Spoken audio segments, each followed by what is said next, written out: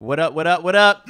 Yo, yo. It's a new era project. It's your boy, Taya Wusu, live on the podcast. Live as I can be. To my left is the man with the fresh new cut. Daryl Green jersey. Yeah, fresh new Hell to the Redskins. Yourself. Fresh styles, yo. Hell to Redskins. Rgiii, my man, did his thing. What's up, Represent. Prophet? Yeah. You already know it's the Hood Prophet, a.k.a. at Sleeps in D.C. on Twitter. AKA. Sexual Chocolate. AKA. Oh, no. I didn't expect that. AKA. Whoa. AKA, That's a stripper name, yo. AKA, you already know what it is. Yeah, we in Sex here. with chocolate. Sexual Chocolate. Sex with chocolate. Everybody, we got to win, baby. Redskins, 1-0. Yes, sir. Hell to the Redskins. Beat the notorious Saints defense, the Bounty Gate. Who that? It ain't them. All right, Rgiii made a spectacular debut, fellas. What did you all think when you were watching the man work? Fucking awesome.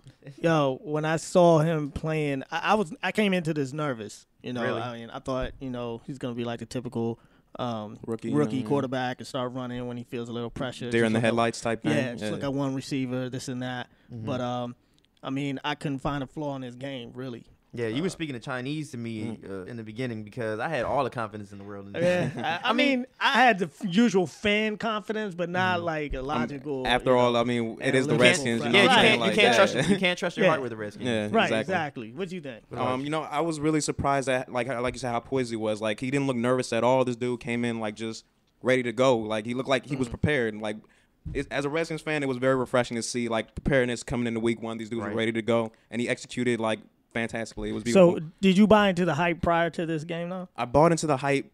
Yeah, I did, just because of the coaching staff he has behind him. I know that the Shanahans, like they will have him prepared, and they had him prepared. Like I bought into him because I buy into them, basically. And it's not their first rookie quarterback. Exactly. Like Kyle Shanahan does this. Like I mean, Mike Shanahan does this. What about his game? You see any flaws? Any? He stood in the pocket well. He took hits.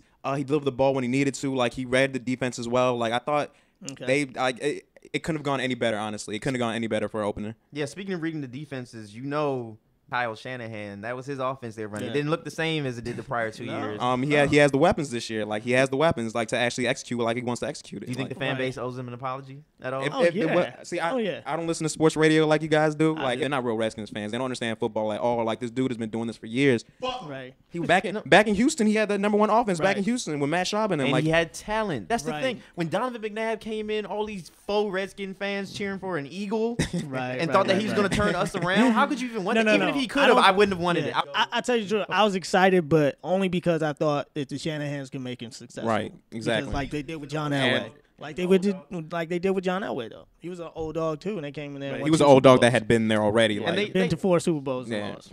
Right, and Donovan McNabb is not in John Elway's category.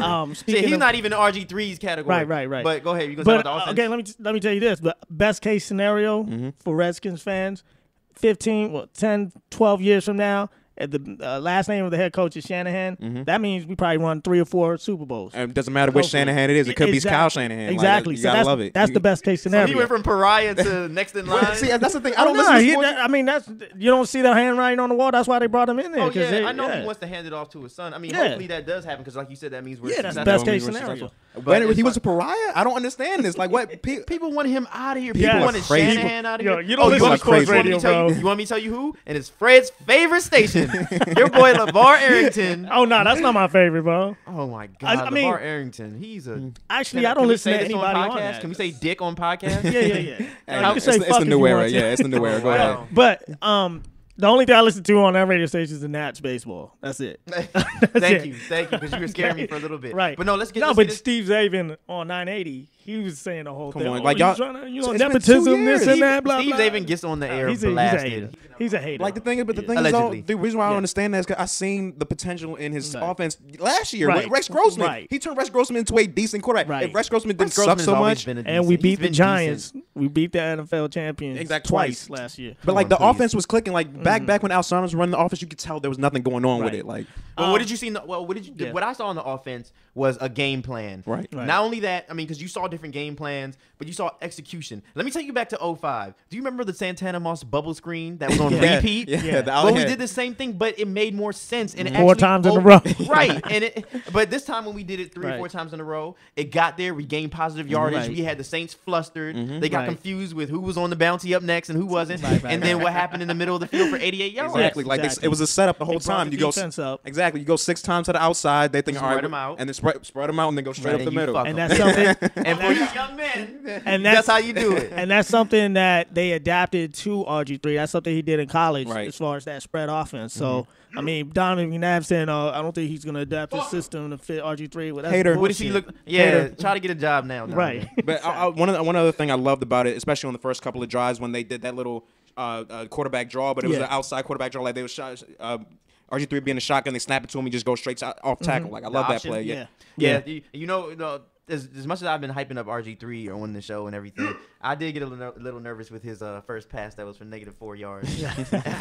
Like, oh Lord, here we go again. But they brought fast receivers, and this was Shannon was saying last year they hardly had any yak, which is yards after the catch. So that's why they brought all these fast receivers so that you can just throw these little hitches. On that one play, we probably got more yak than we had all of last year. Like, and how about the 6th-round running back, Alfred Morris? Oh yeah, yo, he's a problem, son. He is a problem. And a guy they just put in preseason to be a filler, to be a placeholder for Royster and Halou. Listen, Mike Shanahan does this. What about this? Don't y'all? Mike Shanahan does this. He picks up 6th-rounder, man. He picks up running backs and turns them into stars. Like his zone blocking scheme just does it. I think Halou was Royster was a 6th-rounder too. Right. And they're both still on the squad. Halou wasn't much heralded coming out of college either. Yeah, it's right. Like, it's amazing what he can do with running backs. And I think but another thing is what Morris said in an interview. He says that as the game goes on, he feels that he gets stronger. He does. It looks like it. You can tell. You can see him putting on more moves as the game went on. I mean, some juke moves and stuff. Like, he's a punishing runner. I love that. Like he began to go ahead. He wants to hit the defense as much as defense wants to hit them. I love it. Yeah, it's a lot different. It's a lot different watching a running back who seeks contact than a running back who collapses in the middle of the field. Was that a shot at Clinton? No, but Clinton Portis is one of my favorite Redskins, so let me chill out. But you know what? That happened to him as he kept getting hit. And after he had seasons where he would rush 300 times, Joe Gibbs was like back to 05 ruined his career. And they didn't have a backup. They never had a switch out back for him. But no, we never gave props to Clinton Portis. I'll say one of the greatest Redskins, one of my favorite, one of the most entertaining. He put his career on the line for us. If you really think about it, he changed his whole body too. Everything to fit the system. So I got much respect for him. I mean, I don't think he has good verbal skills, but he's definitely entertaining. We can all improve on that. Okay, let's switch it over to that defense. Number 19 mainly because of the points they let go and the yardage passing. But they only allowed 32 yards on 32 rushes. That's under 50 yards. So Darren Sproles and Mark Ingram. I mean, in the first half, Saints had 3 3-and-outs. How many 3 3-and-outs did they have last year? Exactly. In total, turnovers. Even when it looked like we got burned, when Cedric Griffin got burned by Marcus Colston, recovered, knocked the ball out, we recovered the fumble, and we should have had one more turnover with that fumble. With the fumble that they ruled wasn't a fumble, which actually was a fumble. Yeah, we couldn't contest that because I think it was an unchallenged. Yeah, they ruled it like it was unchallengeable, which is again the rookie refs like. They kind of screwed us on that one. Well, I mean, regular refs F up all the time. Yeah, but it just seemed like, I mean, there was enough on the field for them to, like, they could have easily, I think a veteran crew would have ruled it in a way that could have been reviewed, but this crew just ruled it in a way that they just had to go on with it. Like, they changed the rules so that they can do that a lot more. Just rule it so, if you're unsure about it, they leave it up to the coaches to challenge. Exactly. But, I think the refs will get used to it because really, come on, professional refereeing, when is it ever that accurate? I think as far as people messing up, it's going to happen. But see, the way the refs are messing up now, it's kind of like I've seen them call timeouts for the wrong team. Well, the Seattle game. They call Arizona, Atlanta. They kept doing that in one game in the preseason, like just dumb stuff that they're doing. Like it's kind of they miss calls all the time. I don't know. Like I think by week 3, I don't know if they miss call all the time now because some of their calls are right. I mean, to tell you the truth, the error margin I think is the same as when you have the refs. I do real too. Refs. Yeah, it's just that if you could blend them and have that knowledge and experience with the older refs, these refs are actually might be better than me. To tell you the truth, you don't see a lot of ticky-tack flags that they throw at the regular refs. Right. I mean, that's why I like it's a little more physical you can play with, and you don't get those little ticky-tack stuff. Because you remember last year with all the hits to the quarterbacks that were ridiculous. Right. I mean, I don't know. I watched a lot of football. That's pretty much all I did this week. I watched a lot of football, and some of the games, like, it was just like, all these things came up again. Like there was a hit on Alex Smith in the Green Bay game that wasn't late at all. Like the dude was following through. Right, it was right, less than a step away. They called a personal foul on him. I saw in the Bengals Ravens game, like a touchdown that a new rule apparently is that if your forearm is down, like that's not being down. No, your wrist. Your wrist is not down. But that's anymore. not a ref call. That was a touchdown. That's Ben a new Jarvis. rule. Ben Jarvis made that touchdown. Yeah, that was a touchdown. That was a touchdown. I mean, But no, Just but give back him a to wrist. the Redskins game. I mean, with the turnovers, we also had some bonehead plays that absolutely. weren't up for debate. They were obvious late hits. My man wanted to give him the forearm shiver. Yeah, I mean, but he's the backup safety. He won't be starting whenever I Merriweather. hope he does. Ryan Gomes. Oh, no, you're talking about Ryan Gomes. I thought you were talking about Keelan or the other Cedric one. Griffin.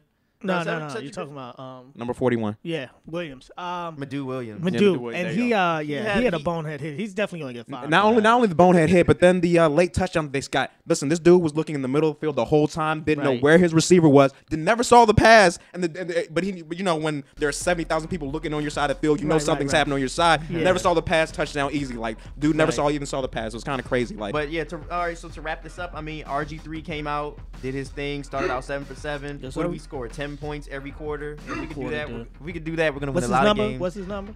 Perfect 10. It's oh, perfect yeah, 10. perfect. And that's the new nickname right there. RG3, aka Perfect 10. By the way, Madu Williams, a University of Maryland alum. So there we That's go. where I know him from. Yeah, but that's he why I was was on like, some other teams. But RG3, Robert Griffin, RG Thriller, he leads the league in passer rating, and Wow. week 1, that's not a bad start for the rookie of the year. for I mean, for a rookie. I think he was he passed Peyton Manning on the rookie's first outing.